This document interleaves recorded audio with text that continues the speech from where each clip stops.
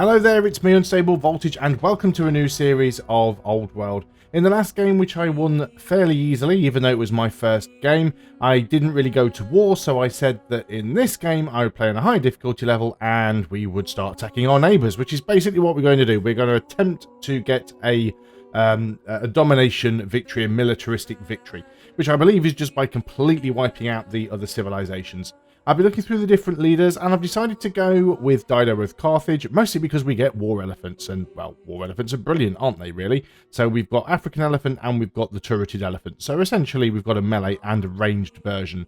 Out of the four families, I've already had a quick look at these families and decided we probably want to go with the, because remember, you can only pick 3 out of the 4.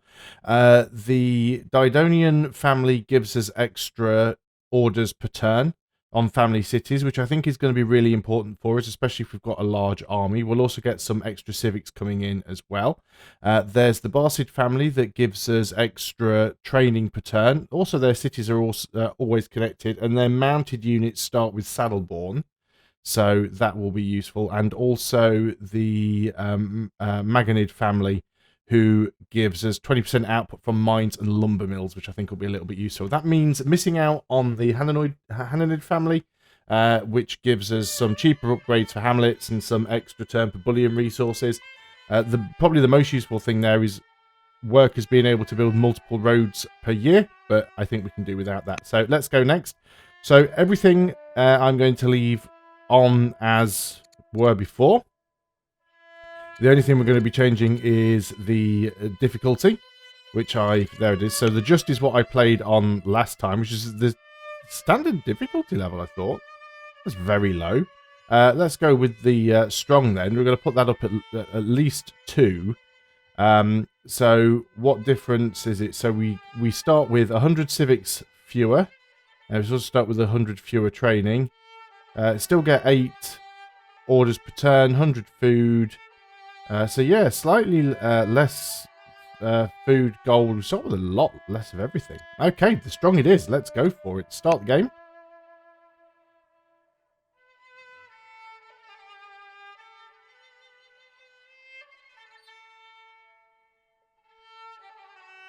If you are new to the channel, please do remember to like the video and subscribe if you haven't already.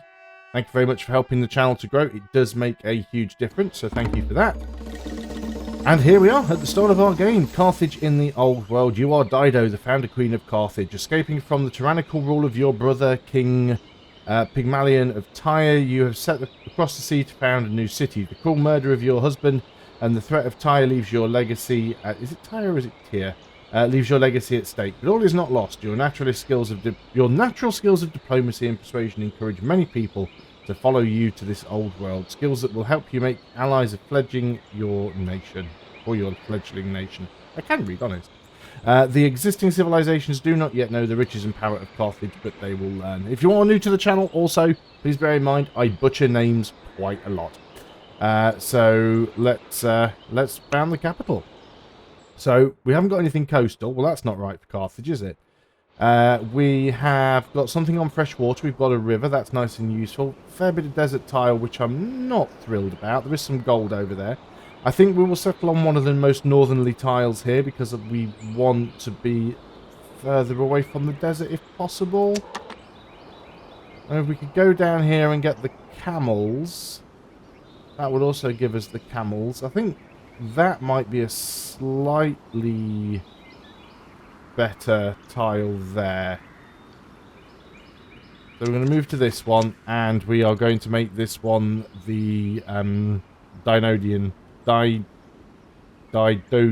Yeah, Didonian. There we go. And we get to choose our research. I think we want to probably go for stone cutting early on. Of course, it wants us to get ironworking for warrior, which is not a bad idea. Yes, I'm going to go with what the AI suggests. Now, we do start with a free worker, of course, because it is our first city. It is recommending both a shrine and a farm. The farm is probably not a bad idea. I'm not sure that I want to go and put the farm next to the mountains. We're better off getting our quarries over here. But that will be a good tile for a farm because it is fertile land. We can always dig the farm up later. So not to worry too much about that. So let's go ahead and get the farm in. That farm gives us +8. Most of the tiles would only be giving us +5. So we'll worry about that later on. So we do start with a few units. Got a scout, got a slinger. Difficult to tell whether we're close to the edges of the map or not. So let's go and have a little bit of a look around here. Now we do start with the ability to get an ambassador, I believe.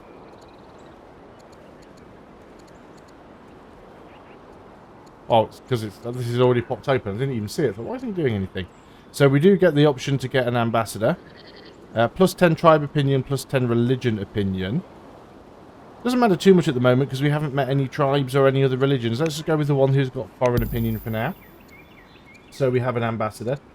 We are not currently married because our husband has been killed off. So we do still have our brother. So we do want to get married again. So we want to select ourselves. And we need... orders. Out of orders already. I forget how few orders you start with at the beginning of the game. So we do have one order left. Let's go and use this to move our scout then. We've discovered a plane. Good, let's start getting that legitimacy up because that will help with the orders. And we can end the year. So always very difficult to do anything in these early turns. Centralization or vassalage. What will we decree? So this is going to cost us 400 civics to start with. So centralization will give us an extra 10 civics per year in the capital city and +2 science per culture level. Or vassalage will reduce unit consumption, which basically means it will reduce unit maintenance. We are going to go for centralization.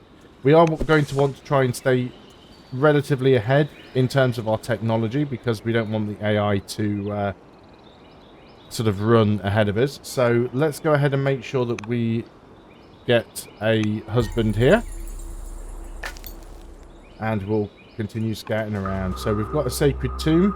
Our expedition approaches an ancient monument. The structure appears to be the tomb of a great leader. An inscription reads, "Passerby, whoever you may be, I was once king of kings. Grudge me not.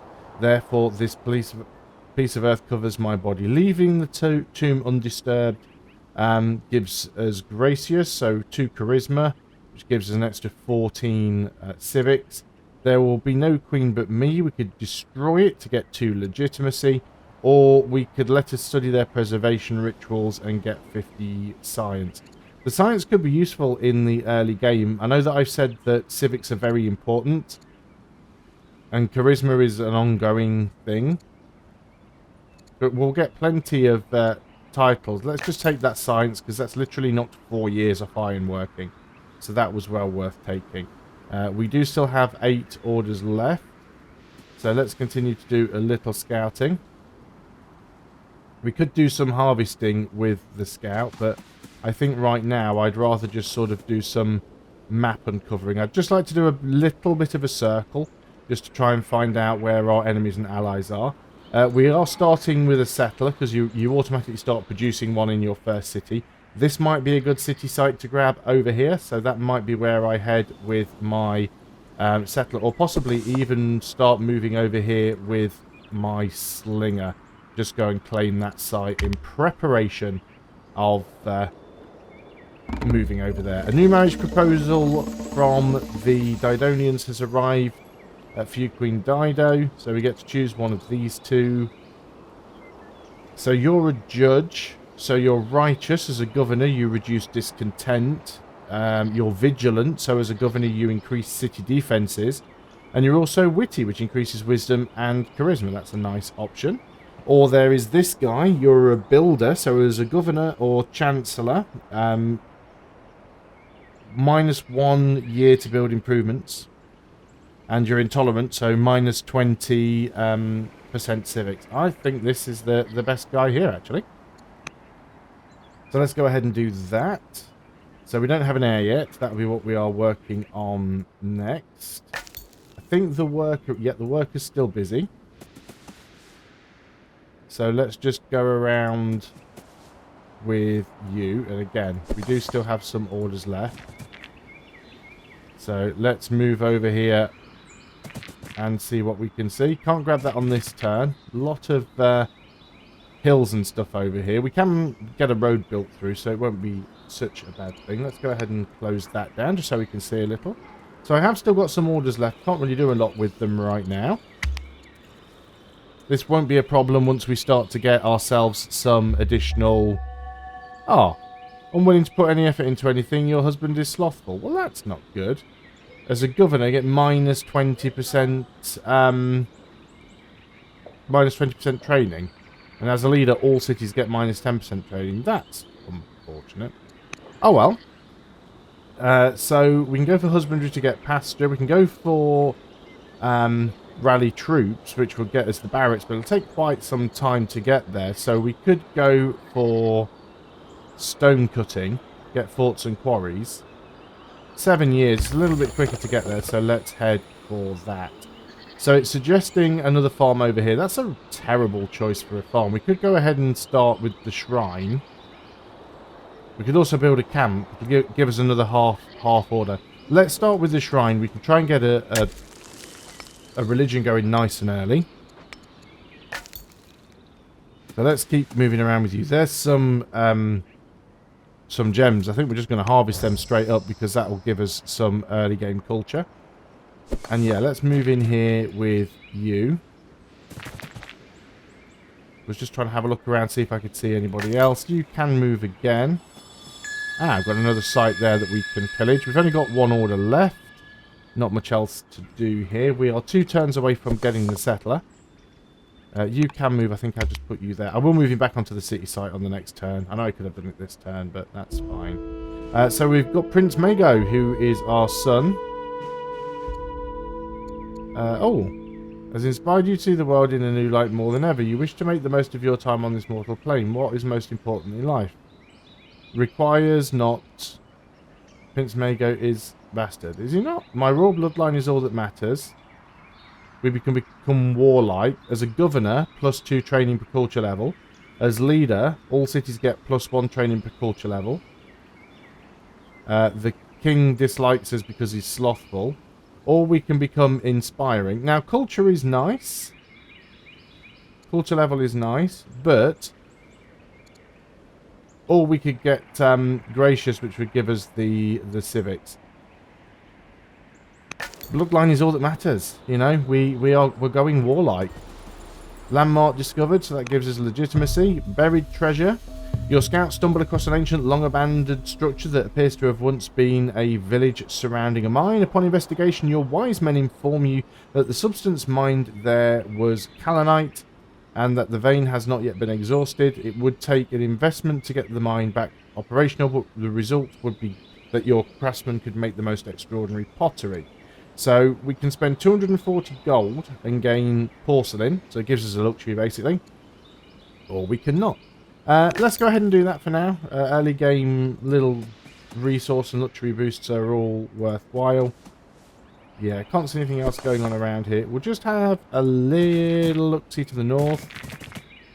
Just try and uncover this land a little. Yeah, I think that's fine. We've still got some orders left. The worker's still building. So we'll get the settler on the next turn. And there he is. We are going to beeline straight for here.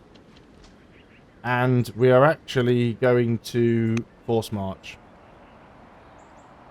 We have one order left, so we're going to use that to found the city. So we could make another Didonian city, but we probably won't. We might go for one of the other ones. Which were the ones that I said that I would go for? The Hanonid is probably the ones that we won't go for. Yeah. So let's this will not be connected to the capital. This one will, funnily enough. So let's go ahead with this one. So we've got ourselves our second city. Injured Persian. Scouts from the trees. Our men hurry towards the noise. Discover an injured Persian lying in the dirt. His companions work frantically to treat his wounds. According to the men, their caravan was transporting the goods Let's have a look. What have we got here? So Persia can get opinion of us, or we can get some gold but lose some training. Interesting trade-off. Do we need the training this early in the game? The gold might be more useful. Or we can kill the Persians and just get a lot more gold. I think we just kill the Persians. So we've met Persia. They're not terribly close to us. We just zoom out a little bit there. I mean, they are reasonably close, but not terribly close. I think in my last game, Persia was one of the lowest... I think Persia was one of the smallest armies that we met. Interesting in this game that the number of victory points to win are only 58 rather than 60 that it were in the last game. I didn't change any other settings. We need to choose a production over here now. I think we should at the very least get a... I mean, we're probably not going to go to war straight away. And it might be worth getting another worker. Although that just means we burn through resources a little more quicker, doesn't it? Let's get one warrior first. And then we'll get another worker. That should be fine. And we need to choose a production over here as well. So this should be a worker. Because we don't start with one. We don't have any orders remaining. So let's just go straight into the next turn. Given birth to a son. Riding from Carthago to Lilybaeum for royal inspection, your party is met at a crossroads by a wizened sorceress. Without moving from her rocky seat, she leans forward and offers to bless your chances if you tell her your true desire. The people of Carthage will fill the land. Start an ambition to control 10 population. I will dominate the people of this world. Start an ambition to enact slavery. Every person has the right to be free. Enact freedom. I will not take counsel from strangers on the road. I guess getting 10 population won't be that difficult for us. We should get there reasonably well. Let's just have a quick look up here just to see if there's anybody around. I think we're mostly going to be fine. I don't want to stray too far with my units. We do also have another scout over here that we can use. So I think this scout is going to head off over in this direction. There's that Persian scout. That's how we met Persia in the first place. Their scout headed towards us. Let's move in this direction. Get up on the hill. Hostile neighbours. Rome. As your units approach the Roman border, they are met with armed soldiers. These men bring aggressive message. All nations willing to treat with Rome must pay tribute. So we can either give them gold, pay a tribute in food, or refuse to the tributes. Or we can persuade the soldiers to trade because we're charming. So we can give them food. So I'm not making that much food. I do not make 6.5 food a year. Yeah, so we'd be in a deficit for food there. Although the gold would be nice. And it would give us legitimacy. I'm going to pick that option for now. The thing is, these are a little bit closer to us. So I don't necessarily want them attacking me too early on. So we'll wait on that one. We do have an order left, but I think we'll just end the year. So we're currently on a deficit of stone and a deficit of food. We need to sort that out. We've founded Carthaginian paganism. That is fine. So now that the warrior, the worker has finished, I mean, we need stone and we need food. We need another farm, basically. Where would be a good farm tile? I mean, these would be good farm tiles if we had them. It's suggesting this one. I don't know why it's only a +4, but I'm guessing because when we get the pasture, it'll give it a boost. So let's get a farm here. It'll solve our immediate food problems. We do need to get some quarries to sort out the stone issue. We are getting a little bit of iron, so that's okay.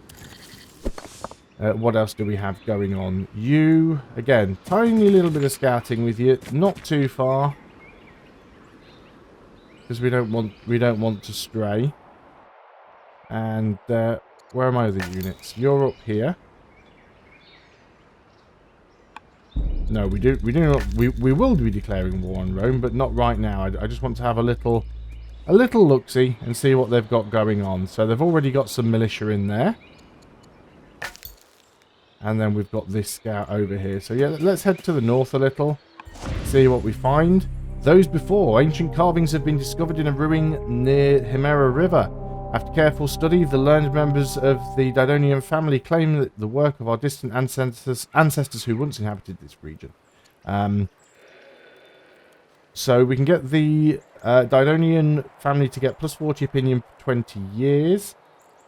And it would be changing our succession law, which we don't really want to do. So we will lose some opinion here for 20 turns, but we'll get some legitimacy. On the move, scouts have identified a Thracian settlement. Let's ignore them to get some more orders. We will go over there and wreck them later on.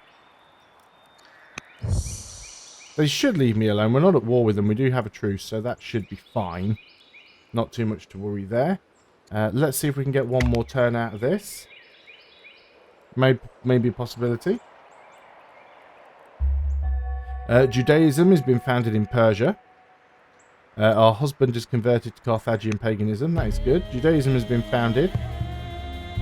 Send the scribe back to learn more of their ways. So we could gain 40 opinion from Judaism, but lose 2 legitimacy. It's no concern of ours. We're going to try and get our own religion. It should be doable. We had Judaism in our last game as well, so let's try something a little bit different. I'm not going to go and try and attack the Thracians with a single slinger. We definitely want a little bit more than that. So let's start thinking about bringing you back to the fold. We would like to try and find where all of the other civilizations are. There's some mangroves discovered, so a little bit more legitimacy. And yeah, let's just try and get some high ground and see what's going on. We do have another scout, of course. Now, where were we heading with you? Be interesting to know if I'm towards the edge of the map again.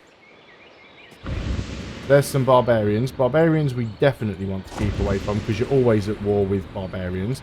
There's a lock discovered. More Thracians. So we'll probably have to deal with them quite early on. And that is about as much as I can do for this turn. So I am going to end it there. So again, the start of the games are always a little bit slow.